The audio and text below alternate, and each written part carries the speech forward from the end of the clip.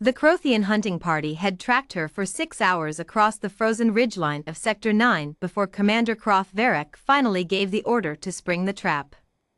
"She is one female," said Hunter Dravak, his four-fingered hand resting on the hilt of his plasma lance. "One small female. From a gravity well, yes, but still, one."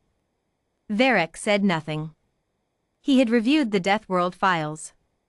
He had read the atmospheric data for the third planet of the Sol system, oxygen-nitrogen mix laced with particulates, radiation exposure from a barely shielded star, a gravitational pull that would crush a Krothian's spine in 40 standard minutes. He had read all of it, and he had still said nothing to his hunters. Because telling them would not change what they were about to do. And because part of him wanted to see it. The trap was elegant. 3 neural stun emitters buried beneath the ice shelf, a signal disruption net strung between the twin peaks, and Dravak's team positioned on the high ground with line of sight on the only exit corridor. The girl, Mara Ellison, according to her Commonwealth ID, had been moving through this sector for 3 days alone. Her crew was gone. Her ship was a smoking crater 4 kilometers west. She had no comm, no emergency beacon, and the temperature at night dropped to -60 standard. She should have been dead already. Varric watched her through the thermal scope. She was not dead. She was cooking something. Mara Ellison had found the dead Vorkai lizard on the second day. It was the size of a large dog, mostly scales, and smelled like a tire fire, but she had dressed it out with her folding knife and hung the meat strips to freeze dry in the wind gap between 2 boulders. On the third morning she collected them, wrapped them in the emergency mylar she'd salvaged from the crash, and ate breakfast while watching the ridgeline. She'd spotted the first emitter placement around noon. Too symmetrical. The snow distribution pattern was wrong, disturbed in a half-ring shape that no natural process would create. She'd seen similar setups on Karis 4 during the border disputes. Neural stun array. Probably 3-point configuration to cover the exit corridor she'd been deliberately funneling herself toward. She ate another strip of lizard and thought about it. 3 emitters. 3 hunters, minimum. High ground, almost certainly. She looked up at the peaks and, after a moment, raised one hand and gave a small, almost cheerful wave. On the ridgeline, Varric went very still. The Krothians dropped from the high ground in a practiced pincer. Varric led the center approach while Dravak and the third hunter, a young male called Ress who was on his first unsanctioned hunt, flanked from the northeast and southwest. The neural stun net activated the moment they were in position, a standard pressure-triggered sweep that should have dropped the human where she stood. Mara was not where she had been standing. She was 6 meters to the left, crouched behind a boulder, and she had in her hands a length of steel cable she had apparently stripped from the crash wreckage and weighted at both ends with chunks of ice packed into the lining of her thermal jacket. Ress came around the boulder first. He never actually saw the cable before it wrapped around his ankles. The thing about humans from high-gravity worlds, the thing Varric had read about and not fully processed until this moment, was that the musculature required to move efficiently under 1.3 standard gravities produced, when deployed in 0.8 gravity, a result that the Krothian medical literature technically classified as alarming. Mara Ellison weighed 61 kilograms. She put all of it into the pivot and Ress, who weighed 140, left the ground. He came down on his shoulder. The crack was audible. Dravak charged. He was experienced, Varric's best, and he came in low with the plasma lance angled for a non-lethal sweep at the legs. Mara dropped beneath it, caught the lance shaft with both hands, and used Dravak's own momentum and mass to redirect him face-first into the boulder. The lance clattered free. She stepped on it. Then she looked at Varric. He still had his weapon. She did not. She had a cable with ice weights, a folding knife, and 61 kilograms of inconvenient biology. He pointed the lance at her. She looked at the lance. Then she looked at him. Then she sat down on the boulder, pulled out a strip of freeze-dried Vorkai lizard, and began eating it. You are not afraid, Varric said. I've been afraid for 3 days, she said, chewing. I'm tired now. If you're going to shoot me, shoot me. If you're going to talk, then talk. But I'm not running anymore. Varric lowered the lance.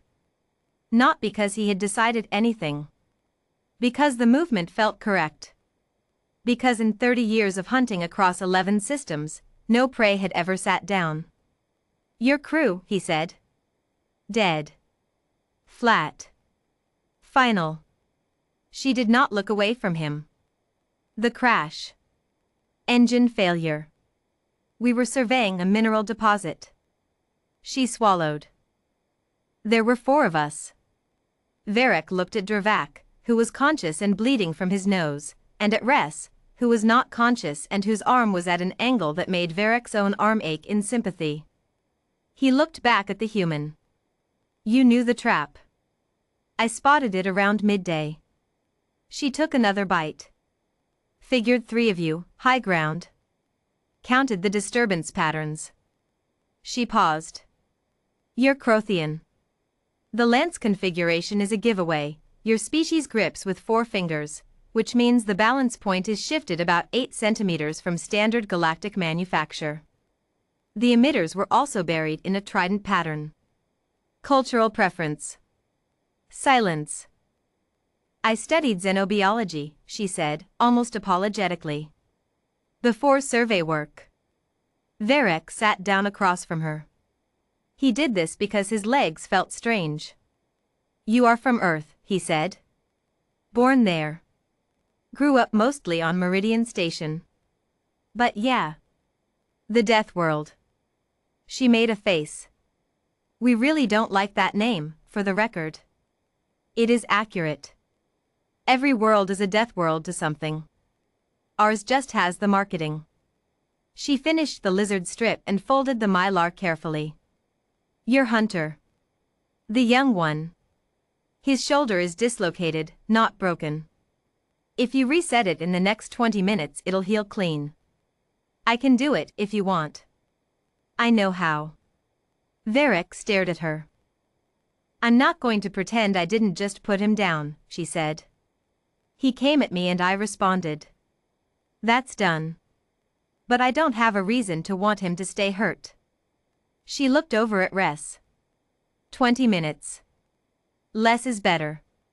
The medical report filed at Krothian Outpost 7, Sector 9 Division, covered the injuries sustained by Hunter Dravak, nasal fracture, mild concussion, and the separate case of Hunter Ress, glenohumeral dislocation, successfully reduced on-site by the human subject, Mara Ellison, with a technique she described as standard wilderness first aid. The report was 1 page. There was no page 2 because there was no additional incident to record. The human had accepted transport. She had not attempted escape during the 4-hour sled journey to the outpost. She had, according to Dravak's filed statement, asked questions the whole way about Krothian hunt culture and seemed genuinely interested, which was uncomfortable. Varric's own report was brief. Hunting party encountered target subject in Sector 9, coordinates attached. Subject demonstrated awareness of trap architecture, improvised restraint of Hunter Ress, and disarmed Hunter Dravak. Subject did not flee when presented with armed opposition. Subject provided medical assistance to injured hunter without request. Recommend immediate suspension of unsanctioned human hunting permits pending full species reclassification review. Note for record, subject ate throughout the encounter. Unknown if this is relevant. Recommend it be considered relevant.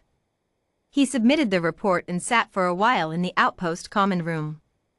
Through the wall he could hear Mara Ellison in the med bay talking to Ress, who was awake and apparently agreeing with whatever she was saying, because Varric kept hearing the Krothian word for yes in the young hunter's voice, over and over, with increasing enthusiasm. He did not know what she was saying. He suspected it did not matter. He pulled up the Commonwealth Xenobiology Registry and searched Earth. Sol 3. Homo sapiens. Deathworld classification. He read for a long time. Then he closed the file, walked to the medbay door, knocked once, and said, "Ellison." A pause. "Yeah? Are you hungry?" Another pause. Longer. "I could eat," she said. Varric went to find food. Behind him, in the med bay, he heard Rest laugh, a surprised, helpless sound, like someone who had just understood a joke they hadn't expected to find funny. Varric decided that was probably good. He decided a lot of things, that evening, that had not been in any file he'd ever read.